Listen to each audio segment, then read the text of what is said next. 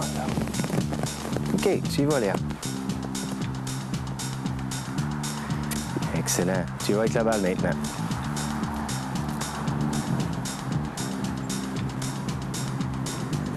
Good, super bon. C'est excellent. Je t'en remets une autre et tu poursuis encore avec ton élan de pratique avant, OK? Donc, lorsque vous avez amené votre jeune dans le champ de pratique à 3 ou 4 reprises, vous pouvez tranquillement introduire certains petits éléments techniques, OK? Le pourquoi de ça, c'est que le jeune est de plus en plus à l'aise avec le mouvement de golf. Donc, ce qu'on a fait avec Léa, c'est qu'on est venu à 4 reprises dans le champ de pratique. Et là, maintenant, Léa est à l'aise avec son mouvement de golf. Donc, ce que je vais faire avec elle, c'est que je vais maintenant lui introduire un premier élément technique qui est très facile à exécuter et que toujours elle va effectuer dans son élan de pratique avant pour bien le saisir mécaniquement. Donc, Léa, tu prends ta position. Et ce que je vais te demander, c'est que dans ton mouvement, tu vas rester incliné un petit peu plus longtemps, OK? Donc, l'inclinaison que tu as ici présentement, quand tu vas faire ton mouvement, je vais te demander de rester penché un petit peu plus longtemps comme ça, OK? De ne pas te relever trop rapidement. Tu me suis bien? Tu me fais un bon élan de pratique avec ça, puis on y va avec la balle par la suite. Excellent, super bon. Tu y vas avec la balle maintenant. Donc, on reste incliné un petit peu plus longtemps. Super bon, ça, Léa. C'est très, très bien, OK? Donc, je te replace une balle.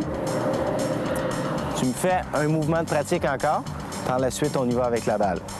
Donc, on demeure incliné de cette façon-là. Yes, c'est vraiment bien, ça. On y va.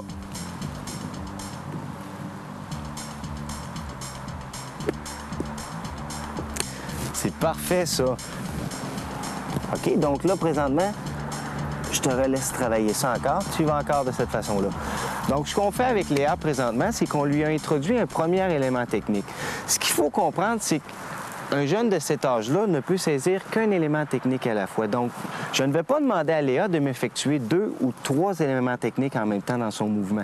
Je vais lui demander de demeurer incliné dans son mouvement. Donc, peu importe le résultat, si Léa est demeurée inclinée dans son mouvement de golf, alors bravo Léa, tu as réussi l'élément technique que je demande. Donc, c'est vraiment ça qu'il faut introduire à un jeune de cet âge-là. Ne pas faire de surcharge au niveau de l'information. Parce qu'encore là, le jeune va se trouver un petit peu à être mêlé dans toutes ces informations-là, puis va avoir un désintéressement par rapport au golf et va vouloir arrêter de jouer à ce moment-là. On y va encore, Léa, toujours en demeurant incliné. Super bon, ça. C'est excellent, je te replace une balle. Tu y vas encore. Oui, très bien. Donc, on demeure incliné. Tu y vas avec la balle. Très, très bien. Je te replace une balle ici, Léa. Excellent, et tu y vas encore. Et lorsque vous sentez que votre jeune est enfin prêt à aller sur un terrain de golf, la meilleure chose à faire, c'est d'amener ce jeune-là sur un parcours exécutif. Donc, sur un parcours à normal 3. Le pourquoi de ça, c'est que les trous sont de moins grande distance. Donc, ça va permettre aux jeunes de pouvoir jouer et de frapper des coups pour se rendre au vert en le moins de nombre de coups possible. Dans le sens où si on l'amène sur un terrain à normal 36, le jeune va se retrouver avec des distances de 500 verges à parcourir qui sont beaucoup trop grandes pour lui. Alors, en l'amenant sur un parcours exécutif, on va faire face à des normales 3 de très courte distance qui vont permettre à des jeunes comme Léa de pouvoir atteindre le vert en moins de coups et de pouvoir, du même coup, avoir plus de plaisir.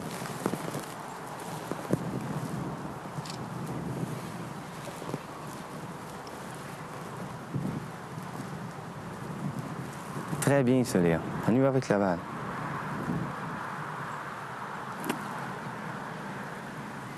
Excellent, tu y vas encore. Donc, la meilleure chose à faire avec un jeune, c'est vraiment au départ de l'amener ici dans le champ de pratique pour l'initiation du golf, de le laisser frapper des balles sans lui imposer trop d'éléments techniques. Par la suite, lorsque vous sentez que votre jeune, suite à 4 ou 5 visites ici au champ de pratique, est plus à l'aise avec le mouvement de golf, on peut tranquillement lui introduire un élément technique qui va lui permettre d'augmenter sa réussite lors des coups de golf. Par la suite, lorsque vous sentez que cet élément technique-là est bien introduit et que le jeune a du plaisir et de la facilité à frapper la balle, on peut l'amener sur une normale 3 pour lui faire jouer un petit 9 trous qui va lui permettre de découvrir vraiment qu'est-ce que le jeu du golf.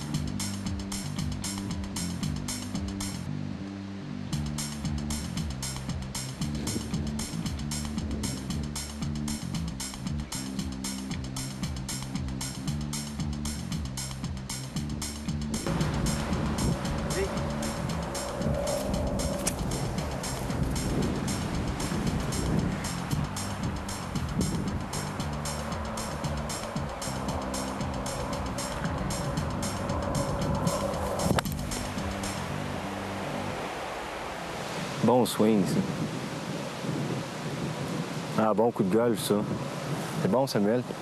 Qu'est-ce que tu as frappé comme bâton, Samuel? Un pitching wedge. Pitching wedge, quelle distance tu fais habituellement avec un pitching wedge? 135 verges à peu près. 135 verges. Quelle distance tu avais à parcourir, là?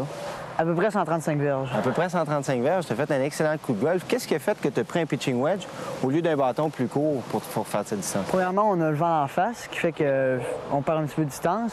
Deuxièmement, le drapeau est à l'arrière du verre, donc il faut ajouter encore une fois de la distance. OK. Mais étant donné l'élévation, le tertre est beaucoup plus élevé que le verre. OK. Donc, ça vient compenser un petit peu pour le vent et le drapeau. Bon, bien, c'est excellent. Bonne décision, ça, Samuel.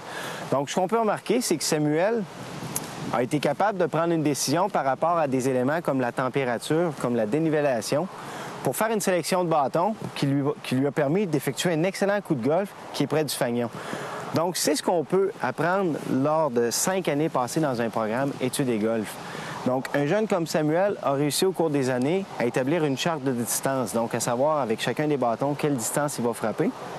Également, tenir compte des éléments comme la température et des éléments comme la dénivellation, qui lui a permis, par son expérience, de savoir quel bâton frapper par rapport à des distances à parcourir. Donc, c'est vraiment ce qu'on peut accomplir lorsqu'on passe 5 années dans un programme Études et golf.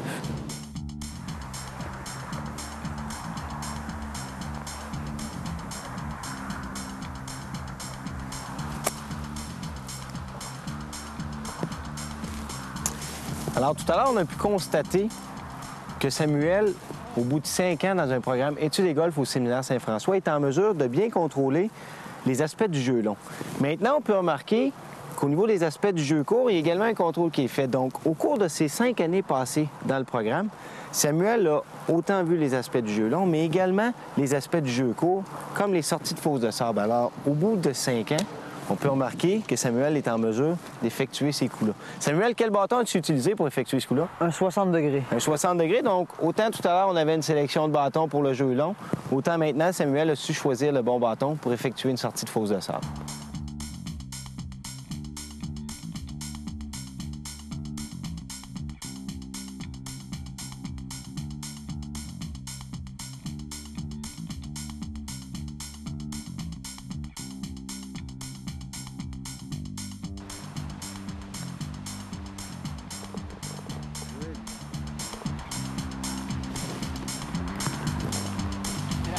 Good.